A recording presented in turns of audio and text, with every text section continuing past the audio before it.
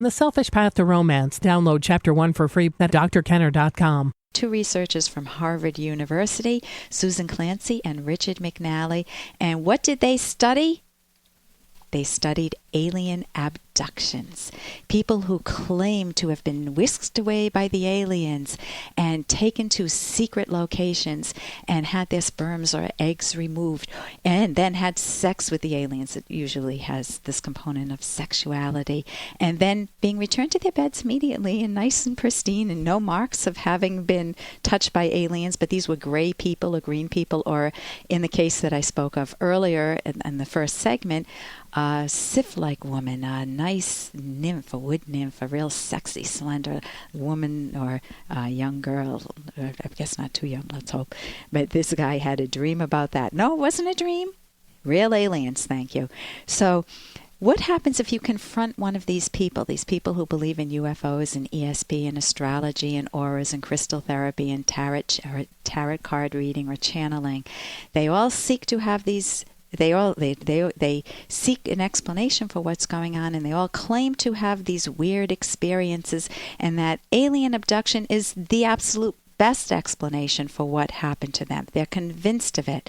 Well, what if you confront them? Well, that's what Susan Clancy, who worked at Harvard University, she got her PhD there, studied. And she's written a book, Abducted, How People Come to Believe They Were Kidnapped by Aliens.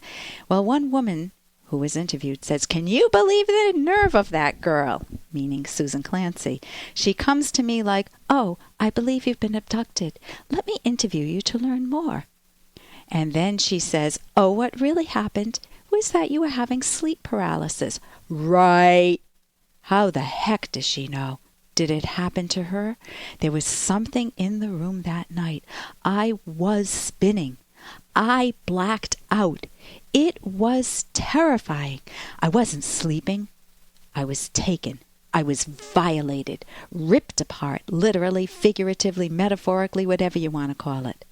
Notice that, whatever you want to call it. Meaning, the woman's lying. Does she know what that's like? Okay, from the Harvard Gazette. They say these researchers have found that abductions are strikingly similar. What's happening with them? People, they're similar in the sense that, someone gray or someone green, or a very sexy woman, if you're a healthier person, tends to kidnap you, take you away, have sex with you, take your sperm and eggs, and then violate you, and then return you back to your bed. So what's happening? These people are waking up. Here's the rational explanation. These people have what's called sleep paralysis. Now, is that really bad? It's normal. It occurs to 25% of people worldwide. Only 5% of them have these vivid hallucinations of sensory hallucinations and auditory hallucinations and even olfactory hallucinations of, hearing and seeing and feeling tingling things happening to their body and the rest. But these people, so what happens with sleep paralysis is that it's actually just what happens when you dream. When you dream, your body is paralyzed, and that makes sense. It's a very natural adaptation for your body to be paralyzed, because if you're dreaming of killing your husband, your husband's mistress, you may get up and do it. Or if you want to kill your husband and he's right there in bed with you because you're so angry that he had an affair in real life, then you may get up and do it. So it's really good that our bodies are paralyzed during this dream state. But sometimes... Hey, I got to interrupt this because we've got to pay some bills. 30 seconds, that's it. A very quick ad, and then Ellen will be back. Romance. I wish I knew more about what girls want from a relationship. Boy, I wish I knew more about what I want. Where's that ad I saw? Here it is. The Selfish Path to Romance, a serious romance guidebook. Download Chapter 1 for free at selfishromance.com and buy it at amazon.com. The Selfish Path to Romance. That is interesting. So it's really good that our bodies are paralyzed during this dream state. But sometimes things can get out of sync. Sometimes you can still have that paralysis, but you start to go into the wake cycle of sleep. And this is in the Harvard Gazette. They say it's as normal as hiccups. But you have a dream state. It's like dreaming with your eyes open, wide open. Your eyes are open, but you're powerless. You can't speak. You can't talk. All your systems are turned off. You're paralyzed, but you experience these weird sensations. They're only weird because you don't know that it's only sleep paralysis. Now, if you're prone to irrationality, meaning if you like fancy explanations for things and want to feel special about, that you were abducted by aliens, it's much, it teases your friends a lot more and makes for much better conversations rather than saying, I had an experience of sleep paralysis the other night. Oh yeah, tell me about it. Yawn. But if you have a distaste for scientific explanations, which a lot of these people do, and they want to seek irrational explanations, well, then these people tend to be very prone, these people who claim to have been abducted by aliens, they claim to be very prone to fantasizing and to studying the abnormal, the UFOs and the ESP. So they've already populated their mind with a lot of weird imagery, bogus imagery, that they can conjure up in dreams. It's a big deal. Doesn't surprise me. Ghosts, reincarnations, multiple personalities. They like these explanations. They don't care if they're right or wrong. Okay? What's their relationship to reality? They don't want the facts, ma'am. They just want their fantasies and leave them alone. Well, sorry to inform them that it's just a product of their imagination, and sleep paralysis is all that is going on. All that is going on. So you can read more about that. You can Google the Harvard Gazette on alien abduction or Susan Clancy and find out more about that. And here's a little more from Dr. Kenner. Dear Dr. Kenner, my name is Jill and I'm 17. My mother and I get into yelling matches daily. When she calls me on my cell phone, I get annoyed by the sound of her voice. She is a recluse. She doesn't have a job and she makes everyone else do her work.